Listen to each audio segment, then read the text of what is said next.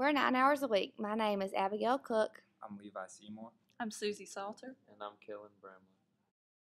We read the Freedom Writer's Diary. We had to read the foreword by Zlata Filipovic, the senior year, spring 1998, the epilogue, and the afterword.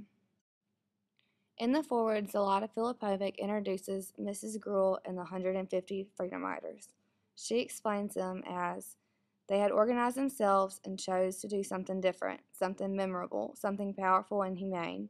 They chose to rid themselves of doing things the easy way, the way they've always been done, and choose to write, to create, to fight stereotypes, and live up to the name of the true Freedom Writers. This book is extremely inspirational, and here's a few reasons why. This book changed my view of what at-risk children should be. What do y'all think? I think the book shows, a different approach than sometimes we think about at-risk children or something that should be taken like extremely carefully or something that we should dance around. But Miss Gruhl kind of like attacks it head on and confronts the issue directly. And I think that's something that we can learn from her, that just because someone is a quote-unquote at-risk child or at-risk student doesn't mean that they're a person that should be ignored or treated way, way differently. This book definitely changed my view of at-risk children. Prior to reading this book, I mainly had a negative view of at-risk children.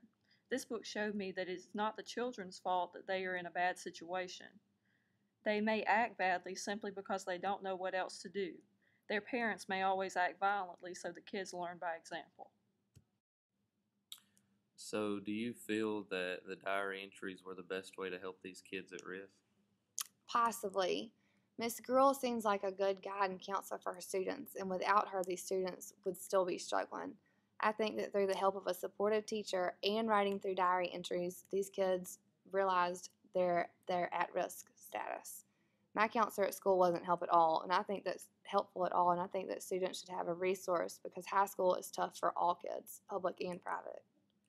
I agree with you. I'm not so sure it was so much as the diary entries, but the fact that Miss Girl actually showed that she cared and gave the kids the attention that they weren't receiving in their personal lives at home. What was your favorite diary entry, and how can you relate to it? My favorite diary entry was Diary 114. In this diary, the girl talks about when she was younger wanting to fit in. She felt one way to fit in was to wear designer clothes. This reminds me of myself. I always had to have brand name clothes. I'm still this way. I was voted best dressed in high school. I like the fact that this girl realized that material things don't make you a better person. It was a lesson I can learn from. I also agree. My favorite diary entry was 114 as well, but for a different reason. I didn't have a father figure in my life, and she talks about how her father didn't support her either. One thing I thought was interesting was how the Freedom Writers felt about getting their book published. Why and how do you think that you would feel if you were in that situation? I would be very surprised to see, if I was an at-risk child, because nobody really expects anything from you, and they don't really expect you to put forth any effort. And I would be surprised to have my diary entries published and to see that all my hard work finally paid off. I think that that's right along the lines of what I was thinking. That if I'm in a situation where I'm not given any recognition like ever for anything that I've done, and on top of that, things that I've worked hard on aren't seen as something that's important. And so to have a book published and have that published book be so well received, I think was really good for them, and I think I would also feel overwhelmed by that. Do you think more students should be required to read this book?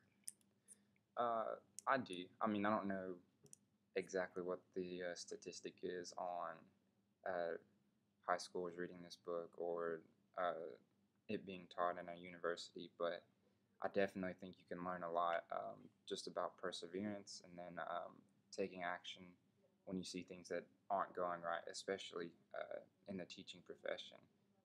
And as a teacher, I think you can learn loads from this book.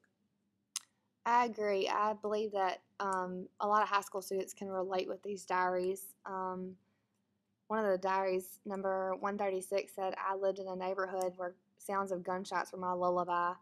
We hear about all this kind of stuff in the news, but I have never experienced it for real, and sometimes it just doesn't seem real. And then the other diary that I thought was interesting was 138, and it said that the girl lived with parents who smoked crack. I just couldn't imagine that, and I think that reading this and other students that are experiencing the same thing can learn from the Freedom Riders' diaries.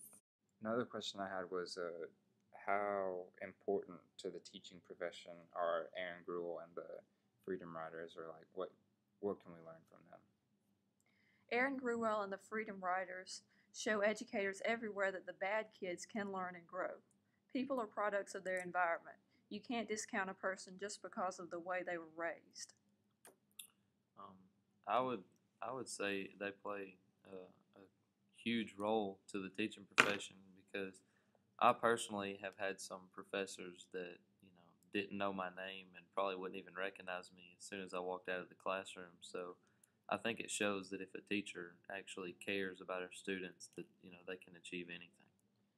I think that's true. Also, I think that it definitely shows just because of what Aaron Gruel did that one teacher can change like a whole district because that whole school district is getting a lot more publicity and a lot of good publicity instead of just being sort of another bad spot in the public education system.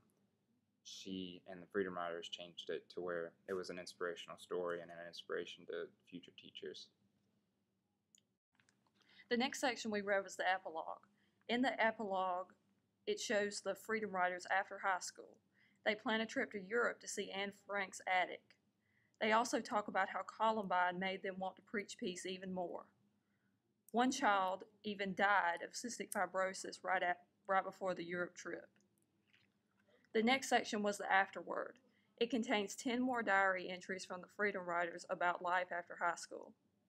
The Freedom Riders tell all of the adventures and struggles they faced after high school. It ended on a good note. Diary 10 showed 2 Freedom Riders who married and had a child together. The spirit of the Freedom Riders continues. This has been an EDM 310 production by 9 Hours a Week, featuring Abigail Cook, Susie Salter, Kellen Bramlett, And Levi Seymour.